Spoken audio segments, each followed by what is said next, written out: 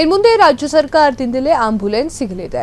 S, ಹೌದು, ಇನ್ನು ಮುಂದೆ ರಾಜ್ಯ ಸರ್ಕಾರದಿಂದಲೇ ಆಂಬ್ಯುಲೆನ್ಸ್ ಸಿಗುತ್ತೆ ಅನ್ನುವಂತಹ ಮಾತನ್ನ ಬೆಂಗಳೂರಿನಲ್ಲಿ ಆರೋಗ್ಯ ಸಚಿವ ದಿನೇಶ್ ಗುಂಡೂರಾವ್ ಅವರು ಮಾಹಿತಿಯನ್ನ ನೀಡಿದ್ರು. ಖಾಸಗಿ ಹಿಡಿತದಿಂದ 108 ಅಂದರೆ 100 ಈ ಒಂದು ಆಂಬ್ಯುಲೆನ್ಸ್ ಮುಕ್ತಗೊಳಿಸಿ ಆರೋಗ್ಯ ಇಲಾಖೆಯಿಂದಲೇ ಆಂಬ್ಯುಲೆನ್ಸ್ ಸೇವೆ ನಿರ್ವಹಿಸಿದ್ರೆ ಸರ್ಕಾರದ ಬೊಕ್ಕಸಕ್ಕೆ 106 ಕೋಟಿ ಉಳಿತಾಯವಾಗುತ್ತದೆ ಅಂತ ಕೂಡ ಹೇಳಿದ್ದಾರೆ. ಬೆಂಗಳೂರಲ್ಲಿ ಒಂದು ಕಂಟ್ರೋಲ್ ರೂಮ್ ಇರ್ತದೆ, ಪ್ರತಿ ಜಿಲ್ಲೆಯಲ್ಲಿ ಒಂದು ಕಂಟ್ರೋಲ್ ರೂಮ್ ಇರ್ತದೆ. ಸೊ ಈ ಥರ ಅದರ ಎಲ್ಲ ಪೂರ್ತಿ ವಿವರಣೆ ನಾನು ಆಮೇಲೆ ಕೊಡ್ತೀನಿ. ಆದರೆ ಇದನ್ನು ನಮ್ಮ ಒಂದು ಸರ್ಕಾರದೇ ನಡೆಸುವಂಥದ್ದು ಆಗ್ತದೆ. ಒಂದು ಜವಾಬ್ದಾರಿ ನಮ್ಮದೇ, ನಿರ್ವಹಣೆ ನಮ್ಮದೇ, ಆಮೇಲೆ ಇದರಿಂದ ಬೊಕ್ಕಸಕ್ಕೆ ಕೂಡ ಬಹಳಷ್ಟು ಉಳಿತಾಯ ಆಗ್ತದೆ, ಬಹಳಷ್ಟು ದುಡ್ಡು ಕೂಡ ಉಳಿತಾಯ ಆಗ್ತದೆ.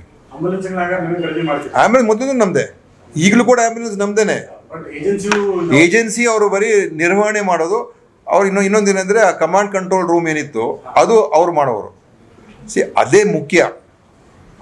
ಅದರಲ್ಲಿ ಅದು ಒಂದು ಒಳ್ಳೆಯ ವ್ಯವಸ್ಥೆಯಲ್ಲಿ ನಿರ್ವಹಣೆ ಆದರೆ ಈ 108 ವ್ಯವಸ್ಥೆ ಚೆನ್ನಾಗಿ. ಕ್ಷಣ ಕ್ಷಣದ ಸುದ್ದಿಗಳಿಗಾಗಿ ಫ್ರೀಡಂ ಟಿವಿ ಸಬ್ಸ್ಕ್ರೈಬ್ ಮಾಡಿ, ಲೈಕ್ ಮಾಡಿ ಹಾಗೂ ಫಾಲೋ ಮಾಡಿ. ಹೊಸ ಸುದ್ದಿಗಳ ನೋಟಿಫಿಕೇಶನ್ಗಾಗಿ ಬೆಲ್ ಐಕಾನ್ ಮೇಲೆ ಕ್ಲಿಕ್ ಮಾಡಿ.